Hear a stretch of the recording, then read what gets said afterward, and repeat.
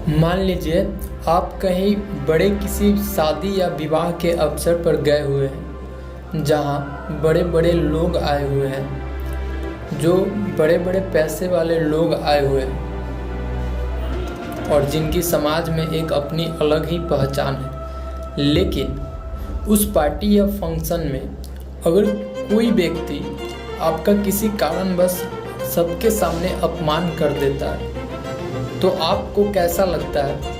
आप कहेंगे बहुत ही ज़्यादा बुरा लगता है, वो भी तब जब इतने बड़े बड़े लोगों के सामने कोई अनजान व्यक्ति हमारा अपमान कर दे। और उसी समय से इतना ज़्यादा हमें बुरा लगता है कि हम क्रोध से आग बबूला हो जाते हैं और हमारे मन में इतना ज़्यादा क्रोध उत्पन्न होता है कि हम उस समय एक ही बात सोच रहे होते हैं कि आखिर इस व्यक्ति की हिम्मत कैसे हुई कि सबके सामने हमारा अपमान करने का। आखिर ये होता कौन है? और तत्क्षण हम उसी समय से अपने अपमान का बदला कैसे लें, उसी के बारे में निरंतर यह सोचते रहते हैं और हम प्रतिशोध की भावना में जलते रहते हैं। और इसी प्रतिशोध की भावना के कारण हमारे मन में उस व्यक्ति के प्रति द्वेष उत्पन्न हो जाता है कि हमें अपने अपमान का बदला लेना ही है, चाहे जैसे भी हो। और इसी प्रतिशोध के भावना के कारण कई बार हम भावनाओं में इतना ज़्यादा बह जाते हैं कि क्रोध में आकर हम ऐसे कुकृत्य कर बैठते हैं जिसका अंदाजा हमें नहीं होता है।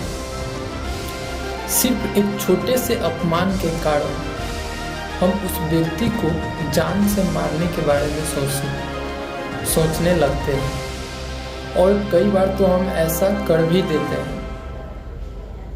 लेकिन इसका परिणाम क्या होता है? हम पर कानूनन कार्रवाई होती है और हमें सज़ा सुनाई जाती है।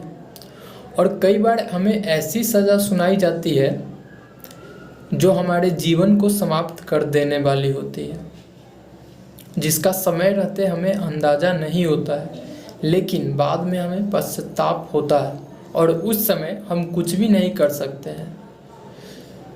तो सिर्फ क्रोध में आकर हम अपने थोड़े समय के लिए हम भावनाओं में इतना ज़्यादा बह जाते हैं कि हम अपने जीवन के सारे उद्देश्यों को भूल जाते हैं, जीवन के सारे मान मर्यादाओं को भूल जाते हैं। जीवन में हमारे स्वप्न क्या है, हमने क्या बनने का स्वप्न देखा था, इन सारी बातों को भूल जाते हैं और ऐसा कुकृत्य कर बैठते हैं जो हमें समाज के नज़रों में अपराधी बना देता है, जो हमें समाज के नज़रों से हमेशा हमेशा के लिए गिरा देता है।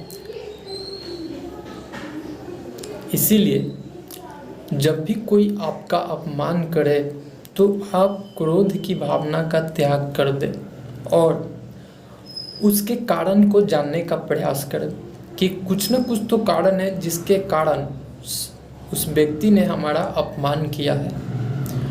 वास्तविकता को जानने का प्रयास करें और उसका जवाब ढूंढें और उस जवाब को अपने पास रखें।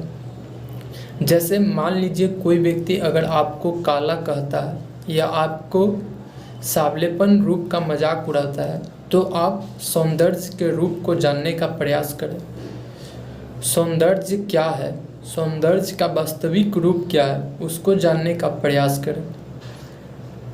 इसके बारे में बड़े बड़े कवियों के विचार क्या है, बड़े बड़े महान लोगों के विचार क्या है, उसको जानने का प्रयास करें और जवाब को अपने पास रखें, ताकि भविष्य में अगर वही व्यक्ति फिर इस तरह का दुर्व्यवहार करता है या आपका अपमान करे तो आप उसका तर्कपूर्ण जवाब दें।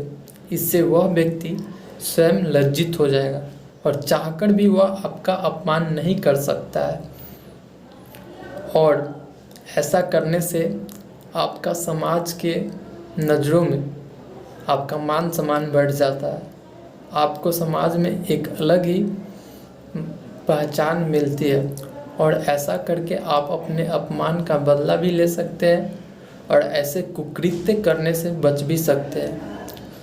और अपमान का बदला लेने का इससे अच्छा तरीका कोई और हो नहीं सकता है।